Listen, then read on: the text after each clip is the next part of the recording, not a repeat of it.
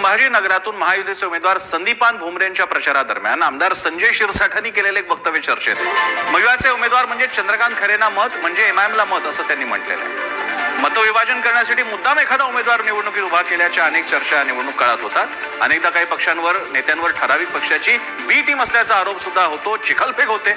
शिरसाट यांच्या या विधानामुळे हाच मुद्दा चर्चेत आला आहे।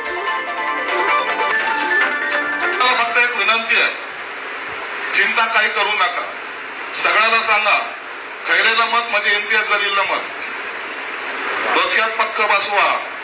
गेल्या वेळेला सुद्धा आपल्या मताची विभाजणी झाली होती, लोक खुश होते। काल मी परवा दिवशी एकाच्या लग्नात गेलो, इम्तियाज मला भेटला, लग्नामध्ये समोरासमोर झालं। अरे कैसे हो, तो मी भी त्याच्या गळ्याला गळा, तोही माझ्या गळ्याला गळा लावला। बोले क्या चल रहा है? मला अच्छा चल रहा है। बोले कितने लोग तुम्हारे खड़े हो रहे? कारण की 4-5 नाव तर आपले झालेलेच आहेत ना, हा पण आहे, तो पण आहे, तो पण आहे, असे 4-5 झालेत। मला कितने भी खड़े रहने दे बेटा, ये टाइम फतवा तो हमारा ही निकलेगा। आता असे आरोप होण्याची पहिली वेळ नाहीये। व्यक्ती असो किंवा पक्ष असो, त्यांच्यावर बी टीमचा आरोप झालेला आहे, वोट कटवाचा आरोप झालेला आहे। आपण बघूया ग्राफिक्सच्या द्वारे असे आरोप यापूर्वी कधी झाले होते महाराष्ट्रामध्ये। ज्याची अडचण ते मत कापू, शिवसेनेच्या उभाठा म्हणजे खैरेंना मत म्हणजे एमआयएमला मत असं संजय शिरसाट म्हणाले। मत कापूचा आरोप अनेक राजकारणी आणि पक्षांवर झाला होता। शिवसेना ठाकरे मुंबई ठाण्यात मनसेला मत कापू म्हणत असायची की मनसेला मत म्हणजे विरोधकांना मत, काँग्रेसला मत। काँग्रेस राष्ट्रवादीकडून असाच आरोप वंचितवरती होत आलेला आहे, बाळासाहेब आंबेडकरांवर होत आलेला आहे। एमआयएम वरही मत कापू असल्याचा काँग्रेसचा आरोप आहे की एमआयएम ही भाजपची बी टीम आहे। माढ्यात पडळकर, छत्रपती संभाजीनगरात हर्षवर्धन जाधव, रायगडात तटकरे आडनावाच्या अशाच प्रकारचं आडनाव असलेल्या लोकांनी त्या निवडणुकांमध्ये खास करून 2019 मध्ये मतं घेतल्यामुळे निवडणूक फिरली होती, याची सुद्धा उदाहरणं आहेत माढ्यामध्ये, छत्रपती संभाजीनगरात आणि रायगडमध्ये। धनंजय लांबे आपले छत्रपती संभाजीनगरच्या पुढारी एडिशनचे संपादक आपल्यासोबत आहेत। धनंजय लांबेजी, हे जे आतापर्यंत जेव्हा वोट कटवा हा आरोप होतो त्यावेळी तुलनेने तो पक्ष किंवा व्यक्ती मेन लढाई करणाऱ्यांपेक्षा थोडी दुय्यम असते। चंद्रकांत खैरे मागच्या अनेक टर्म्स खासदार राहिलेले शिवसेनेचे ज्येष्ठ नेते आहेत, आताचे विद्यमान उमेदवार आहेत। त्यांना असं म्हणणं की यांना मत म्हणजे एमआयएमला मत, म्हणजे थोडक्यात खैरे हे एमआयएम पेक्षा खालचे छोटे राजकारणी ठरतात, असं म्हणण्यामागे काय राजकारण वाटतंय? नॅरेटिव्ह सेट होईल का संभाजीनगरात?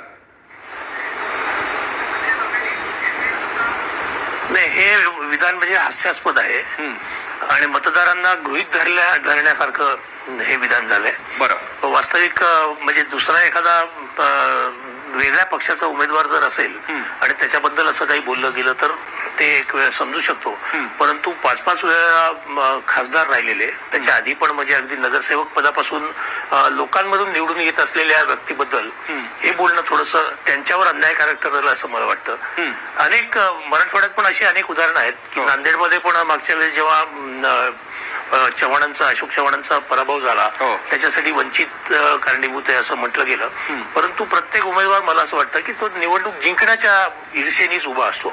या असं बोलून त्याचा अपमान करणं किंवा मतदारांना काही कळत नाही, याला मत दिलं म्हणजे त्याला मत जाईल असं हे बोलणं मला थोडंसं हे अयोग्य वाटतं। पण धनंजय लांबेजी, आत्ताची ही जी काही लढत आहे प्रामुख्यानं 3 लढती आपल्याला बघायला मिळत आहेत, भुमरे असतील, खैरे असतील आणि एमआयएमचे इम्तियाज जलील असतील। याच्यामध्ये पारडं नेमकी कोण, 2 मुख्य उमेदवार आणि तिसरा बाजूचा असं म्हणायचं झालं तर तुमच्या दृष्टीने कोण आहेत? नाही, हे तिरंगी लढत तर होणारच आहे, यामध्ये काही शंका नाही।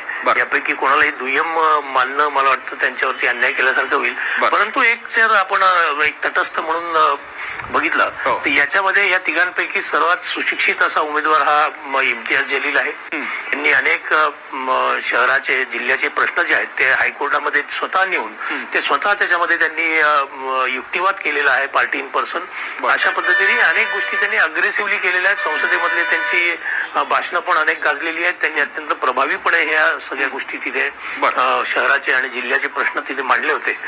मला एक याच्यामध्ये एक फक्त सांगायचं आहे की म्हणजे आता शिवसेनेच्या वतीनं भुमरेंना जी उमेदवारी दिली गेली आहे तर या 6 पैकी 5 मतदारसंघ जे आहेत जिल्ह्यामधले हे शिवसेना गटाकडे आहेत। आता एकच मतदारसंघ कन्नडचा अपवाद आहे की तो उबाठा गटाकडे आहे. हो. तर हे इतके 5 विधानसभा मतदारसंघ सोबत असताना आणि म्हणजे आता सगळंच फेवरेबल जर वाटत असेल बरं. तर मग अशा पद्धतीचे आरोप करणे करायची गरज काय? एक्झॅक्टली हा प्रश्न मात्र आहे की थेट खैरेंनाच एमआयएमची बी टीम म्हणण्या इतका का वेळ आली असावी शिंदेच्या शिवसेनेवर. धन्यवाद लांबेजी तुमच्या या प्रतिक्रियेसाठी.